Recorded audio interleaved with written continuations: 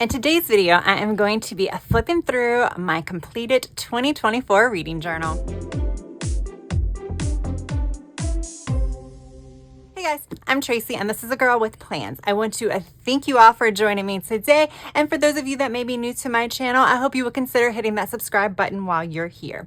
So today I'm going to flip through my completed 2024 reading journal, but we also may take a look at my series trackers or my series review journal, as well as my challenge tracking journal, just so you can see some of the completed spreads in there as well. So without further ado, let's start flipping through. I will say all of these journals are from Archer and Olive. I am an affiliate for Archer and Olive, so you can use my discount code AGWP to save 10%, and my affiliate link is down in the description. This one is a B5. I really do like using the B5 size for my reading journal. I can't go any smaller. I can't do an A5, I don't think. The B5 is perfect. All right. And I will say there is no theme in this one. So I did a heavily themed journal for 2025, but for 2024, there is no theme. It's just bookish stickers, a lot of bookish stickers until you get to the monthly spreads. So I'm going to flip through a lot of this. Some of this I will come in and tell you a little bit about it, but for the most part, it's just going to be kind of a flip through. My initial goal was 40 books this year. I hit that pretty much at the midpoint of the year, and I didn't increase the goal. I just left it as is. I did have space to increase if I wanted to, but I did not do so. Here's my shelfie. I did this by month. So here's the key here. A lot of people do these and you kind of you can just color them in whatever color you want, or you can use it as a tracker. I decided to go for how many books I read each month as my tracker. And here's my annual stats page. This is the total books, is the big number, completed. So if I DNF'd it, no matter how far along I went, that did not count. And then I put either the page number, and if I listened to an audiobook, then I put the hours of that book as well. And here's my reading log. I did end up reading more than the allotted books on here, so I had to do a tip in, and this is where this comes in. So I just added this. I have some blank pages at the end of this book, so I did wait to the end of the year to add this in. So I just cut it in, cut it out, taped it in with washi tape, and added my stickers. Now all of these aren't colored in yet, but I have already cut them to where you can see the actual star rating, because these stars are a little bigger than I wanted them to be. So instead of wasting them and printing and cutting this out, I just went ahead and cut them off where they are. So you can see like this one's 3.5 stars, 3 stars, and things like that. So yeah, I did finish 71 books. So I decided to put that on the outside cover. Here are my 5-star ratings. As you can see, there's only 7. I am not a really big 5-star rater. Those are books that I may actually reread in the future. A lot of the 4.5 star, that's what kind of makes the difference between a 4.5 and a 5-star. 4.5, I'm unlikely really to read. Again, I don't really reread any books, but if I was, it would be one of those 5 stars. And here's my DNF graveyard. There are a lot more books that I soft DNF'd. So these are the hard DNFs, I think. We'll see if Zodiac Academy really is a hard DNF. Hard DNF is, I'm not going to go back to it. A soft DNF means I may have a change of heart. It's more likely I DNF'd it because I just wasn't in the mood to read that particular book rather than I just didn't like the book. The DNFs are I just didn't like the book. But some of them you just have to be in the mood to read that type of book in order to finish it. So those are more soft DNFs. So I have a bunch of those, but these are the hard DNFs. So it wasn't that many, and I do record the date that I DNF'd it, or the month and the month that I DNF'd it, and then the percent that I got through. Most of these are about 10, it looks like 10 to 25% is the range of DNF'd. And here's my battle of my books. This one wasn't a real decorated spread, was it? So the final battle was between Glow of the Everflame and Shadows So Cruel, and the winner was Glow of the Everflame. So there we go there. I didn't want to, it would have been really pretty, and I had the room to do book covers for each one, but I didn't want to have to worry about that every month. And here's my series tracker. I am changing things up in 2025 as far as my series trackers. This is just a lot. It's a lot to keep up with by writing the titles of the books, especially as someone who does read a lot of series and likes to start a lot of new series. So this is not a complete picture of all the series that I started or am continuing. And then I added like Throne of Glass, and I didn't even start that in 2024. I do own the books, but I have not started it yet. So this was, I've definitely changed things up. I'm going for a little bit of more of a simplified version in my 2025 reading journal. You can see the complete flip through of that one in another video. This is abandoned. So this is incomplete. This is, you can ignore pretty much this. You can just look at how it looked in case this is something you wanted to incorporate in your journal. This was just a lot harder to keep up with, given the fact that I didn't want to write the names of the books in here. So I kept losing track of where I stopped, where I stopped coloring it in. And then I didn't record the color name because I was just using mild liners. And I used the wrong colors and everything. I do like the way this looked, but again, it was a lot. So I just never really kept up with it. I just wanted to keep track of my genre somehow. And I did like the little, putting a line down every time I read a certain genre in my 2023 one, but I also got off track with that. So I thought this would have been a better way, and I don't know. Genre tracking is tough. We're trying it different in 2025. I'm doing that on my bookshelfie. Hopefully that will work. And then here are my challenge pages. So when I set this journal up, these 2 pages were completely blank. And I decorated and set these challenges up, the spring reading challenge and the summer reading challenge, in the corresponding season. So these were blank until probably like April when I did this one. And then I did this one in like July or something. I don't exactly remember when. And these are just fun ways to add some more stickers to a page and hopefully complete a challenge, which I did not complete either one of them. I came close. This was supposed to be an easy to do challenge, and I just didn't do it all. So I guess it wasn't easy enough. And then here's my A to Z challenge. I did really, really well. Of course, X, Y, and Z were the hard ones. I find that those are usually harder for a lot of people. I did have Y and Z books in my TBR for December and just didn't get around to it. December was not the best reading month. I did a complete recap for my December reads in a separate video, so you can check that out if you're interested. And here's my book bingo. I have bingos. I have a bingo here, here, here. So I have 3 bingos, but I also have 4. So I didn't get to black out the board. I was 4 short of blacking out the board. And the way I did it is I just colored in when I hit it, and then I wrote the book that corresponds to that one in the box as well. I created all of this myself, and I still didn't black out the board. Hopefully I'll do better this year. I did go a little bit easier on some of the prompts, like written or set in the 80s or 90s. Being something like a fantasy reader, that's a little bit harder to do. They're either really set and really, ancient times, or they're more like current or futuristic, we just don't know when they're set. So it's harder for me to hit that one. So here's the buzzword challenge. I've already expressed how much I love this challenge.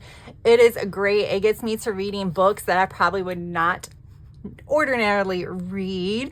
And I did complete this challenge. Basically, there's a prompt every month, and you just have to read a book that fulfills that prompt.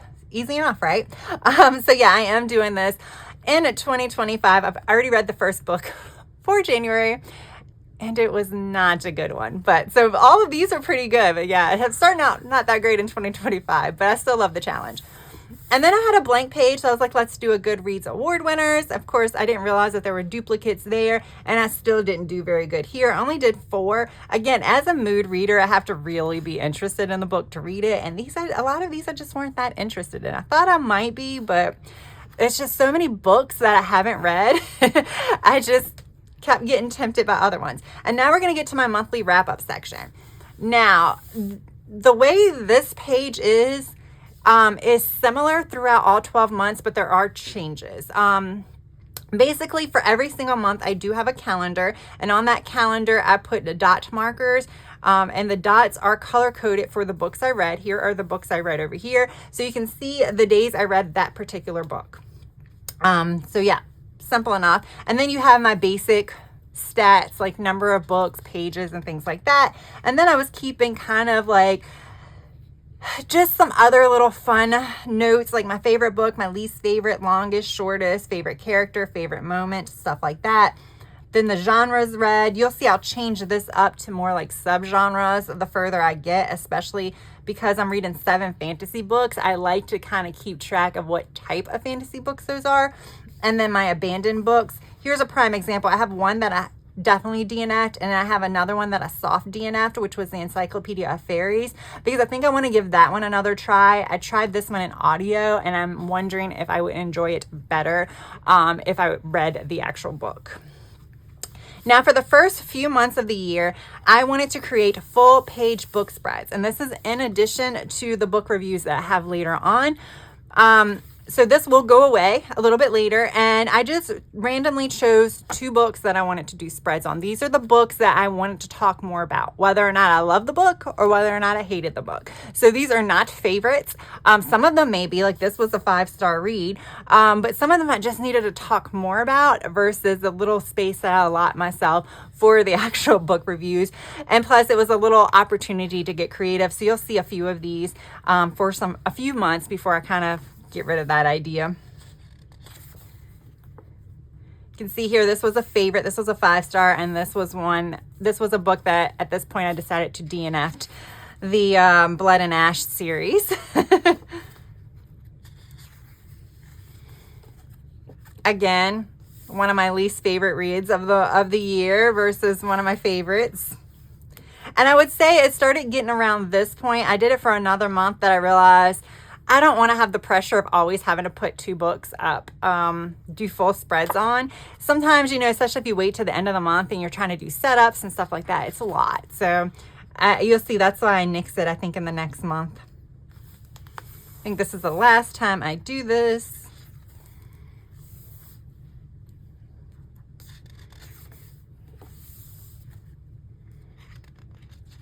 And it was this month that I was like, oh, let's add more stats.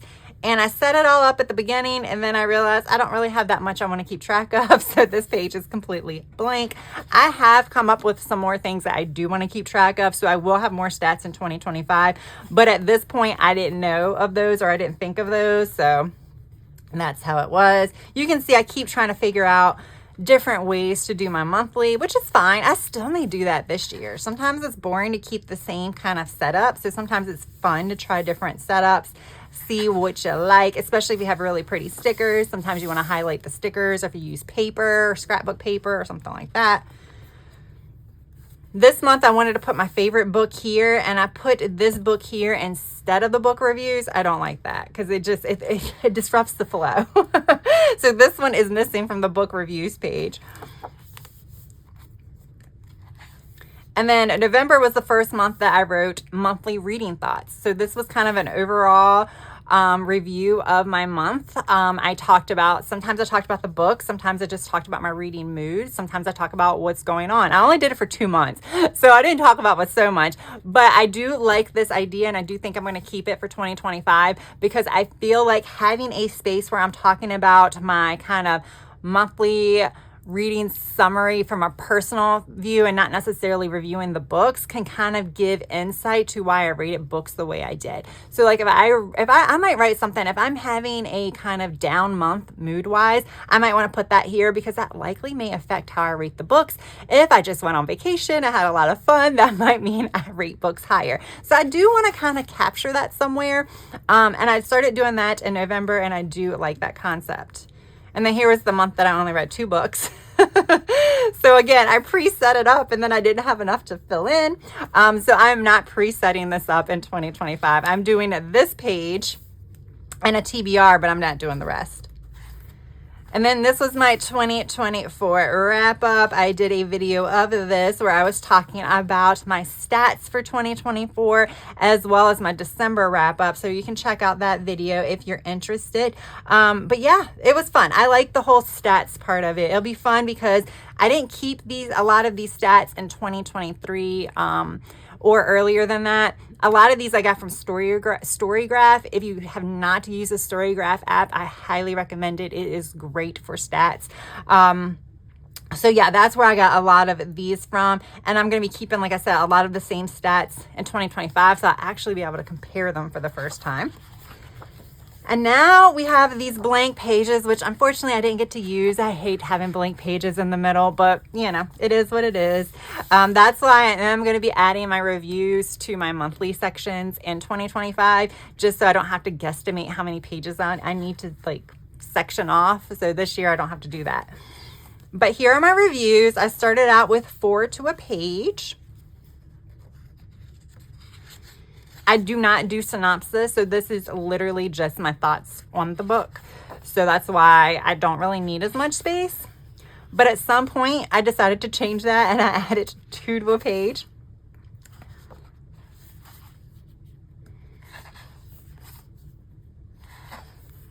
I do like this look better with the boxes around it. I think it looks cleaner than just with the stickers dividing it. It's clear separation. Even though this separates, I think this is just clear separation. So I do like this look a little bit better. I think I'm going to stick to at least 2 to a page, but if there's a really good book in 2025, I think I'm going to allow myself to go 1 to a page. You can see the stickers disappeared at some point. So I did have a title page here that introduced my series reviews. I ended up cutting it out because I needed 1 more page to write my final 2 books of the year. And it was just, it just said series reviews and on the back was empty. So it was perfect. And then here's where I tried to do series reviews in this particular journal. This one's fine. I don't know why I decided I need to re-review all of the actual books in the series because it's pointless if I've already reviewed them earlier in my journal. I guess the only advantage would be if I had read some of them in previous years, then it might be nice to kind of, you know, refresh my memory with a review here. But the main point of the series reviews is to give my overall view of the series as a whole. This is the one that I finished that I actually started in this particular journal, but all the other ones I started setting up and I never finished. Hopefully I'll finish them this year, but I just haven't. So this is why I moved everything to a different journal in 2025. Well, actually in 2024, I moved these into a different journal. So I did redo this one in my series journal. I just felt like it's moving it to another journal seemed to make sense because of the fact that a lot of the series are ongoing, or a lot of them I just don't finish in 1 year. All right, so that is my reading journal. So with that said, let's take a look at my series reviews journal. All right, so this is an A5. I figured being it's just series reviews, completed series, I didn't need a B5 for this one. So there we go here. This again is an Archer and Olive. I recently decorated it, even though I started working in this journal probably at the beginning of December. I just decorated a few days ago. I did put a video up of me decorating the first 4 pages of this one. So here's my intro. And then I did this window for a title page.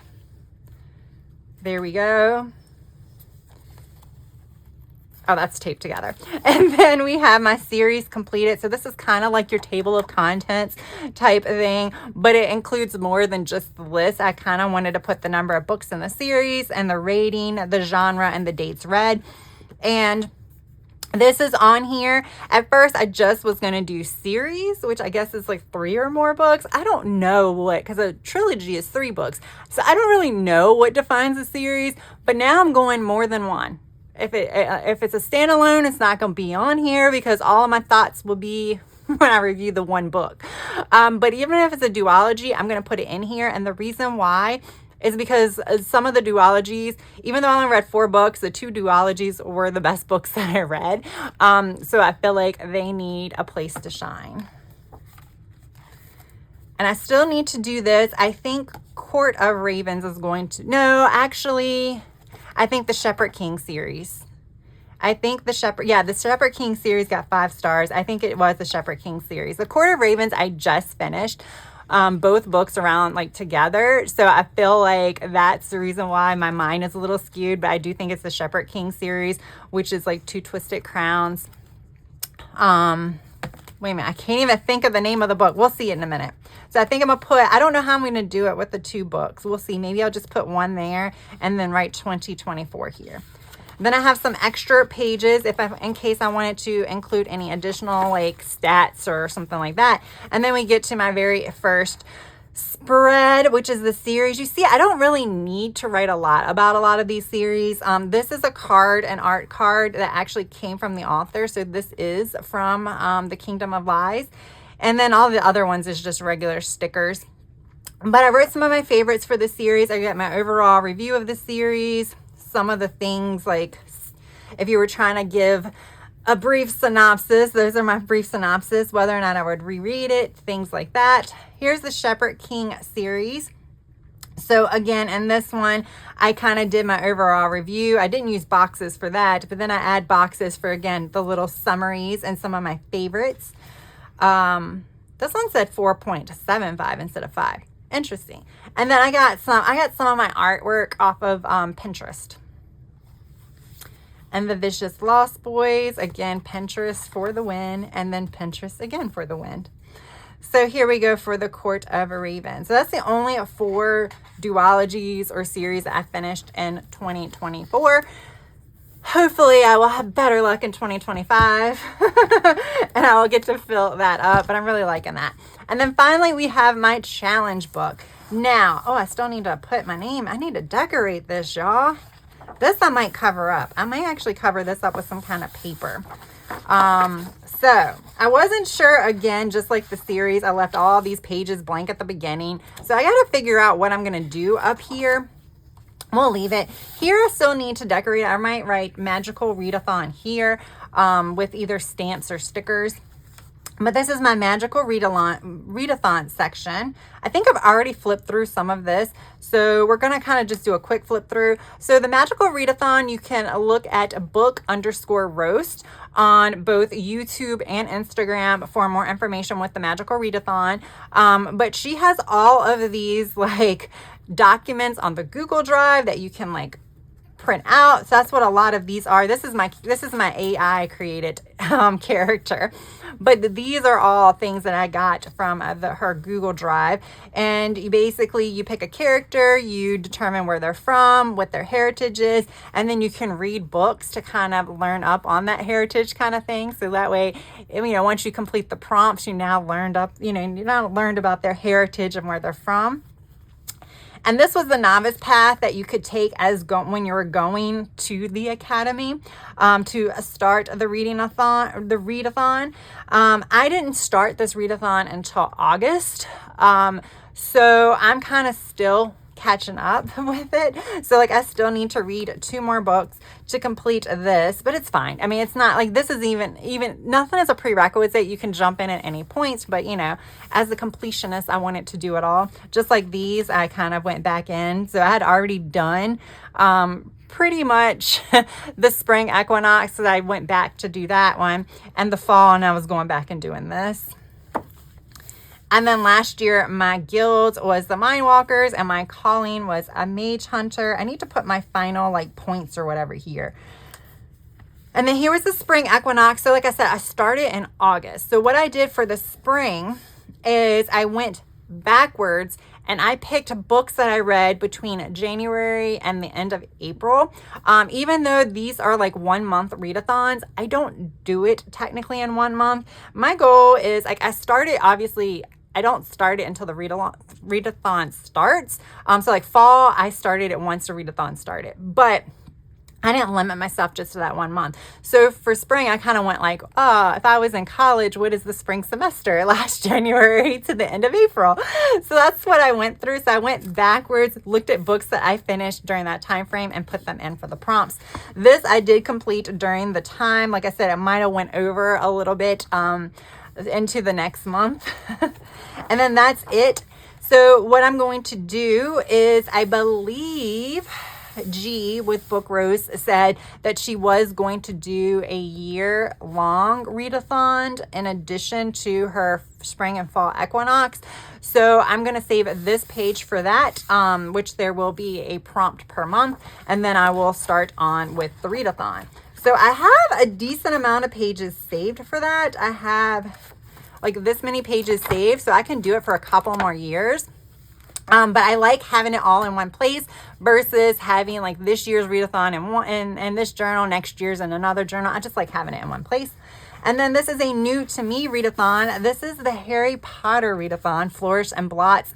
I found this on Storygraph. So Storygraph has a lot of challenges on there that you can find. And then I followed the group on Facebook, and they create these. It's a very simple readathon. It's not very difficult.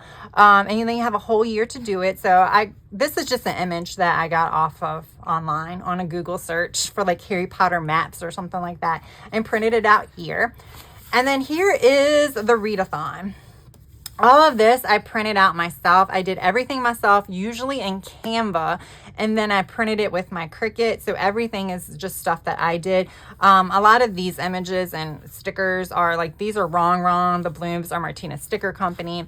And then all of these other stickers are from this sticker book, which is a great sticker book, but the stickers don't stick very well. So I did have to use glue to reinforce it, but it's fine. It's fine. It was like $14. So, I mean, that's a lot of stickers for $14. But the way this one works is here are the levels. So each of these prompts, so you have 1, 2, 3, 4, 5, 6, 7, 8, 9, 10 professions, plus a bonus headmaster, which only has like 2 separate prompts for that one. But all of these 10 professions, you have 5 prompts in there. So technically at the end of the year, you can have read 52 books if you want to do the whole thing. But there's not a requirement. If you read 1 prompt, you're an intern. So 1 prompt in each session, then you'll be like an intern for Potions Master. 2 prompts are entry level, 3 prompts professional, 4 management, 5 executive. And then here are the prompts. Again, I did all of this on Canva. So I just used banners and then wrote text over the banners for each of the prompts, and then what the prompt, like defining the prompt. And then again, I used stickers from that. And then I cut these so that way they're all together. So you can see the Wizarding Professions Challenge, which is the title of the 2025 challenge. And then I put washi tape over here. So we'll just do a quick flip. Like I have this taped in because sometimes I'm scared to actually put like this one's taped in the cover down yet, because what if it meets another prompt and I can like rearrange things so I can fill in more prompts. You know what I'm saying? So that's it for that. I did cut this one at the top, and I think I have, so that way you can kind of see it a little bit more. And then the last section in the challenge one, this one I did have in my reading journal, and I did take this one out too. I ended up taping the pages together, is the Reddit Fantasy Bingo. The reason why I took it out of my reading journal for the year is because this challenge runs April through the end of March. So it technically covers 2 reading journal spans. And I don't want to, like, I'm done with this journal. I'm going to put it on my shelf and only look back as memories. I don't want to actually write in it anymore. I'm done. So I decided to put that in here. I'm not getting all fancy with it. This is just kind of, can I complete it or not type challenge. So I didn't want to get, I could have done something where I had this board here and then do another board with the covers and stuff. I just don't want to do all that. So again, you can see some things penciled in because they may move around if they fit other prompts. I don't have that many prompts left, so I'm doing pretty darn good. This one, you could go an easy route or a hard route. I'm not sure which one I fulfilled. At first, I was going to keep track of it, and then I'm like, nope. But I have room to do 2025s here, and then depending upon how long this book lasts, then I have more room to do 1 per page. I will say the bingo board was just this. I copied and pasted into Word and then wrote bingo at the top and 1 through 5 on the side. That way I could label the side over here as B1, I1, N1. So I knew what book corresponds to what actual board. The other way I could have did this is I could have blown up the board to make it a little bit bigger, and then just wrote the books on it. Or I could like do a flap, like tape something on it and handwrite the books so you can see it. But I just decided to go this route. So that's it for my challenge book. So I think that's it for today. That is a look at all of my reading journal. So we went through both of my supplemental reading journals, which you will continue to see these books intermittently, not all the time. I'll probably do like a mid-year flip through of this, so that way you guys can see any changes or see my status on some of these, and of course like an end of the year. But other than that, you probably won't see them that much on the channel. But this is saying goodbye to 2024. This one is now gone. It's going to go on the bookshelf, and I am going to be all up in my 2025 one, which I'm extremely excited about. All right, guys, I do hope you enjoyed this video. I do have a reading journal playlist, so if you missed any of my other reading journal videos, definitely check out that playlist, which will be linked in the cards at the very end of this video, so you can just click on that to see all of the videos in that playlist. As I said, if you enjoyed this video, please hit that like button. If you have yet to subscribe, I hope you would also consider subscribing to my channel. That is all I have for now. I hope you have a good rest of your day, evening, or night. Until next time, bye.